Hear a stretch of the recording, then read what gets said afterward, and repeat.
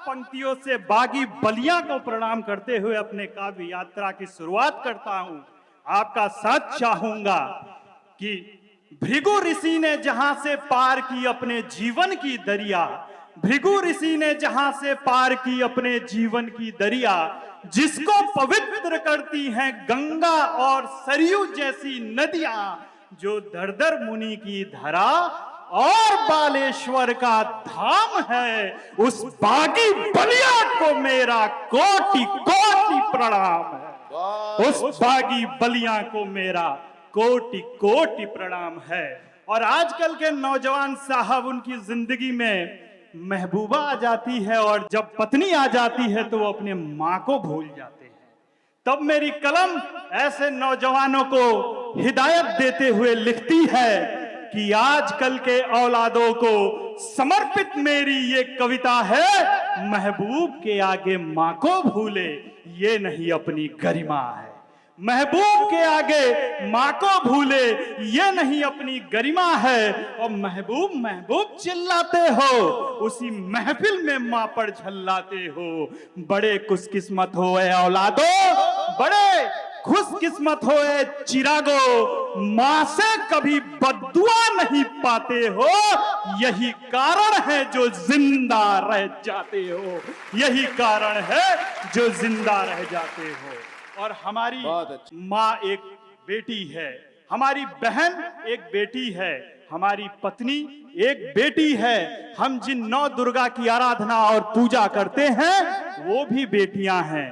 बावजूद इसके जब हम अपने कोख में बेटियों की हत्या कर देते हैं, तब मेरी कलम 4 पंक्तियां लिखती हैं साहब कि रानी लक्ष्मीबाई जैसा तेवर रखती हैं बेटियां। क्या बात है, रानी लक्ष्मीबाई जैसा तेवर रखती हैं बेटियां, और कल्पना चावला भी बन सकती हैं बेटियां।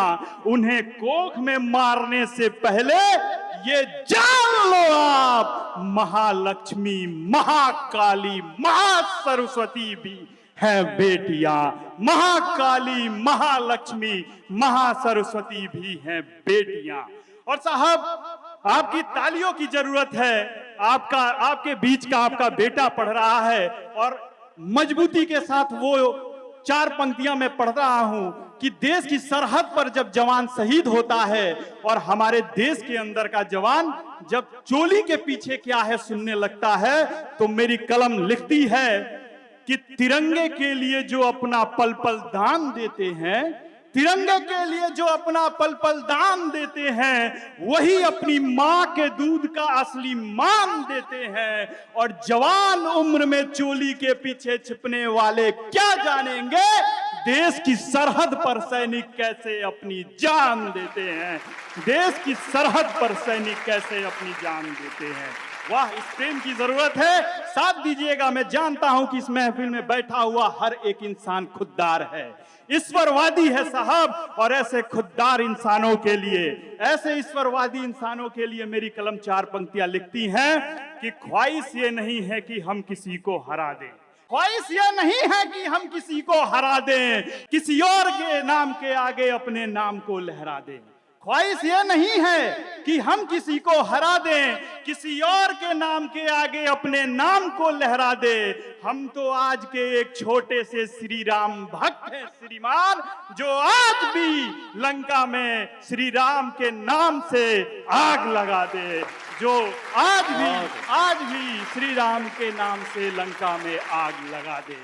और मैं अखिल भारतीय मंचों पे जहां भी जाता हूं, उससे पहले मेरी जो 4 पंक्तियां पहुंच जाती हैं साहब, वो आप सभी के सामने रखता हूं।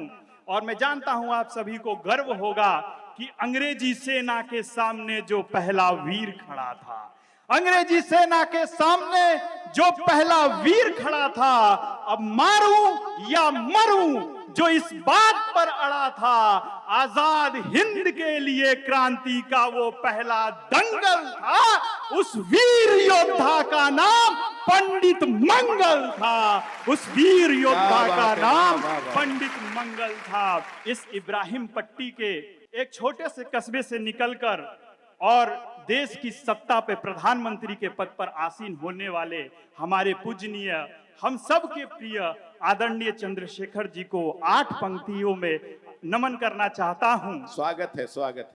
सत्ता को जिसने अभिमान दिया और सियासत को अभियान दिया, सत्ता को जिसने अभिमान दिया और सियासत को अभियान दिया, सियासी गलियों के जो जेवर थे, बागी बलिया के वह तेवर थे।